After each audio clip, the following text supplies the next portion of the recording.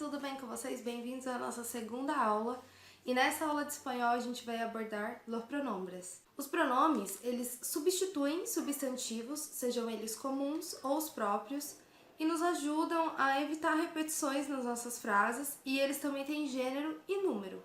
Por quê? Porque quando a gente vai usar um pronome, quando a gente vai fazer essa substituição, a gente vai pegar a nossa palavra e aí a gente vai ver qual o gênero dela, em que gênero ela está e se ela está no singular ou no plural para a gente poder fazer essa substituição corretamente. Então a gente vai usar ele, ela, você. Os pronomes eles podem ser divididos em 8 categorias diferentes: los personales, los demostrativos, los posesivos, los relativos, los numerales, los exclamativos, los interrogativos e los indefinidos. Esses são os 8 tipos de pronomes que a gente vai ter, só que hoje a gente vai ver los pronombres personales.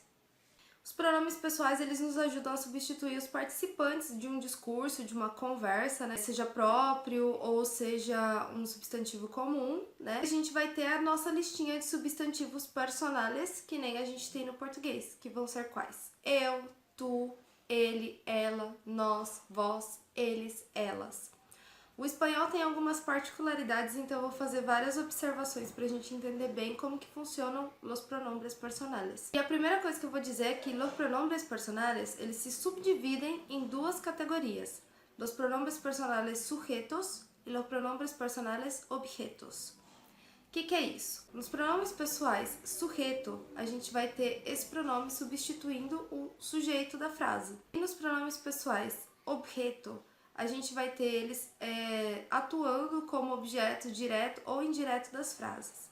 Mas calma lá, vamos começar pelos pronomes personales sujetos. Então a gente tem, igual a gente tem no português, 3 pessoas do singular e 3 pessoas do plural, sendo yo, tú, él, ella, usted, nosotros, nosotras, vosotros, vosotras, ellos, ellas, ustedes. E aí o que a gente vê? A gente vê que tem muito mais palavras do que a gente tem no português, né? Então vamos fazer algumas observações. Nós temos a primeira pessoa do singular, que é yo, que corresponde a eu. Yo me chamo Amanda. Eu me chamo Amanda. Nós temos o tu, que é a segunda pessoa do singular, que equivale a tu. Tu eres bonita. Você é bonita. Aí a gente tem o ele, ela, que a gente vai ter o ele e o ella, que seria a terceira pessoa do singular. E aí depois nós temos o nós e o vós. O nós e o vós no espanhol, ele é separado por gênero. Então a gente vai ter nosotros, no gênero masculino, e nosotras, no gênero feminino. E acontece a mesma coisa com o vosotros, que a gente vai ter no gênero masculino, e o vosotras, que a gente vai ter no gênero feminino. Então, o nós e o vós, ele se quebra por gênero, né? Nosotros e nosotras, vosotros e vosotras. E aí a gente tem a terceira pessoa do plural, que é o ellos, ellas, né? Eles e elas. E o ustedes, mas calma que eu já explico ustedes. Tem 2 coisas para se atentar nos nossos pronomes. Especificamente no tu, que é o nosso pronome de segunda pessoa do singular, e no nosso pronome ele, que é o nosso pronome de terceira pessoa do singular. O ele e o tu, eles levam acento. Eles levam um acento diferencial. Por quê? Porque essas palavras, como várias outras no espanhol, elas podem ocupar muitas posições, né, na gramática. E é o caso do ele, que nem a gente viu na aula passada, que o ele é um artigo masculino, né? Ele se corresponde ao o, né? Então, quando que a gente vai diferenciar quando esse ele vai ser um artículo e quando ele vai ser um pronome pessoal? Quando ele for pronome pessoal, ele leva o acento de diferenciação. Então, quando o ele tiver um acento, a gente já sabe que ele é um pronome personal e não um artículo, como a gente viu que ele também ocupa essa ação nas frases. E acontece a mesma coisa com o tu.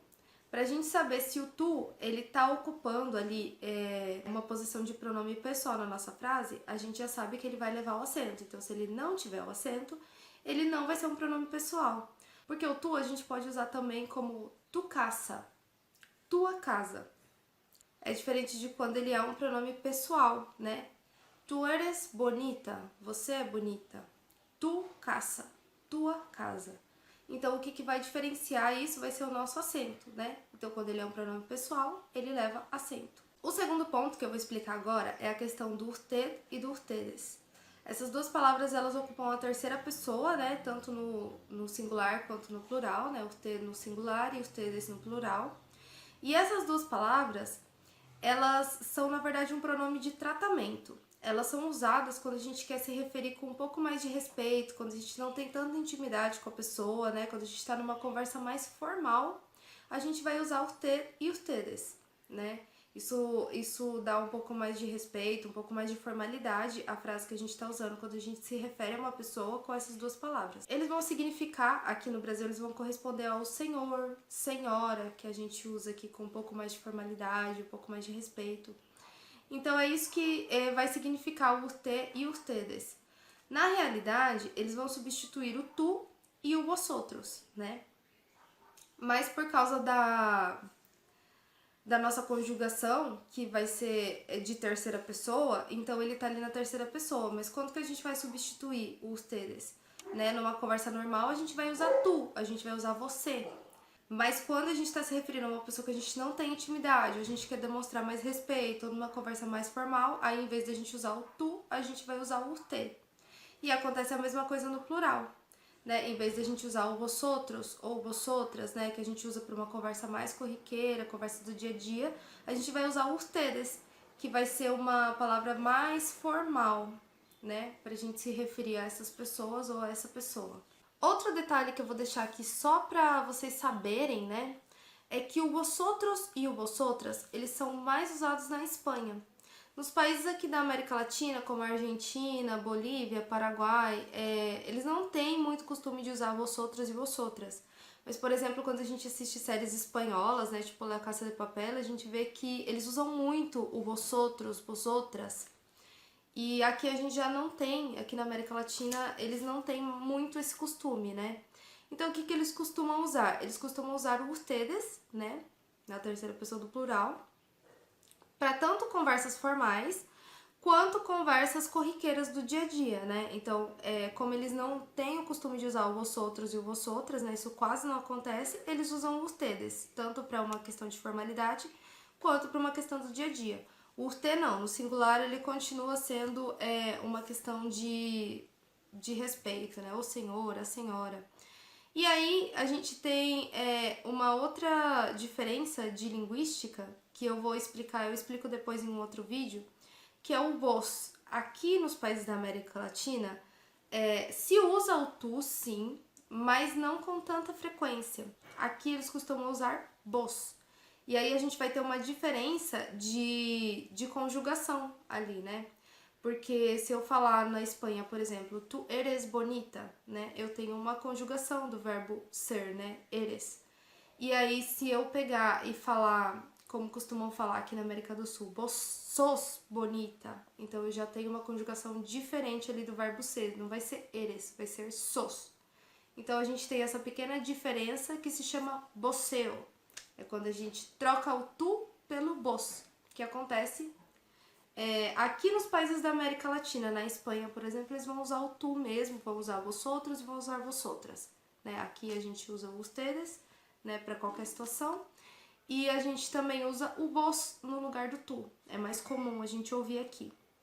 Vamos ver alguns exemplos de pronombres sujetos. Eu me chamo Amanda. Eu me chamo Amanda. Tu eres bonita. Você é bonita. Ele estudia mucho. Ele estuda muito. Ella me abraçou. Ela me abraçou. E aí um exemplo de uso do usted, que é uma questão de formalidade. Usted tiene que pedir permiso al director. Você tem que pedir permissão ao diretor, né?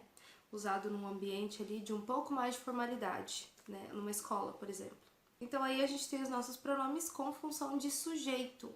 Portanto, eles são pronombres sujetos. Tem uma coisa que é muito comum acontecer no espanhol também, que é eles tirarem o nosso pronome. Ele fica oculto, mas a gente consegue entender de qual pronome a gente está falando. Por exemplo, Je me chamo Amanda. Se eu tirar o nosso pronome, me chamo Amanda, vocês ainda conseguem entender, a frase ainda tem sentido. E por que isso acontece? Por causa da flexão do nosso verbo, né? O jeito que ele tá ali, ele já fica subentendido que a gente tá falando do pronome jo. Me chamo Amanda. Eu me chamo Amanda. Então isso costuma acontecer muito no espanhol também. Então pode acontecer de ter um sujeito oculto, mas por causa do verbo você consegue reconhecer de qual pronome a gente tá falando. Eu achei que essa aula ia ficar um pouquinho mais curta, né? Mas para ficar tudo bem separadinho, tem uma parte 2 dos pronomes pessoais que eu vou passar para vocês na próxima semana, que a gente vai falar dos pronombres objetos, que eles ocupam uma posição de objeto direto ou indireto nas frases. E esse assunto, ele é um pouquinho mais complexo, então eu vou deixar uma aula só para ele, beleza? Até a próxima semana!